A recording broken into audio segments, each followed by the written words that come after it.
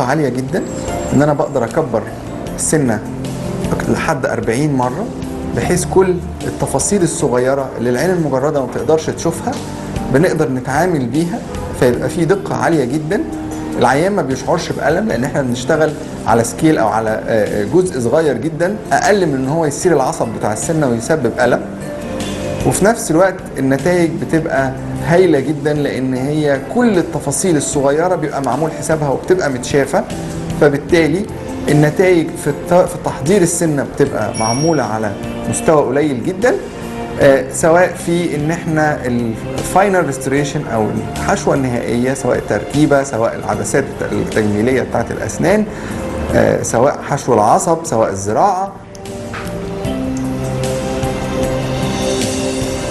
طبعا الميكروسكوب بيخليني اقدر اكبر ده بنسبه كبيره جدا، فبالتالي اقدر ان انا اشوف مستوى تاني بتفاصيل تانية ما كانتش بتتعمل قبل كده بالعين المجرده.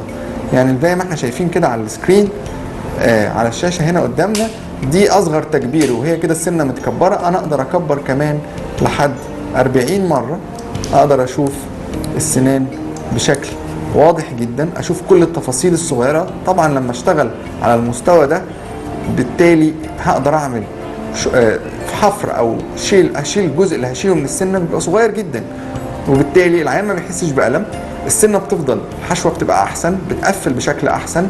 الحشوه النهائيه او الزرعه النهائيه بتبقى معموله بشكل دقيق جدا، ما يبقاش فيه بنصور ده الكاميرا اللي بتصور بدل المقاس بتاع زمان، المقاس الديجيتال اللي احنا بناخده، بتصور 3D زي ما انت شايف كده، بتاخد شوتس ورا بعضيها بسرعه باستخدام الليزر. نقدر نصور السنه بشكل ثلاثي الابعاد بدل المقاس، وطبعا بدقه رهيبه وبالالوان وبشكل الوش وكل الكلام ده كله بنقدر ناخده ونصوره، ويبقى عندي الموديل اكني ماسك البق في ايدي بشكل ثلاثي الابعاد زي ما انت شايفه كده، وبالسنان بالوانها بشكلها بالظبط. بنقدر ان احنا نعمل ديزاين للسنان وناخد الشكل بتاع السنان بشكل دقيق جدا، ونبتدي نعمل شكل الكفر او بتاع. احنا هنا كنا في الحاله دي بنعمل القشره التجميليه بتاعت الاسنان عشان نعدل شكل الاسنان ولون الاسنان. القشره التجميليه هنتكلم عليها دي برضه، هنتكلم عليها بالظبط.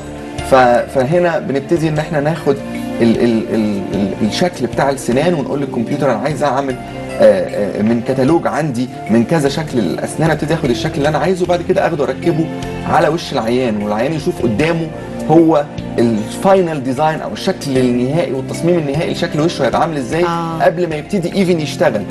فده كان زمان او باستخدام المعمل كان العيان بيتوقع حاجه ويلاقي حاجه تانية قدامه، فطبعا الوضع ده ما بقاش موجود. لا، ممكن يغير الشكل اللي انا عايزه. انا عايز السنان بتاعتي شارب، او عايزها راوند، عايزها مدببه، او عايزها سموث، او الكلام ده كله، عايز سنان طويله، عايز سنان قصيره، واجرب الكلام ده كله على وشه ويشوف اذا كان هيعجبه الشكل ده ولا لا.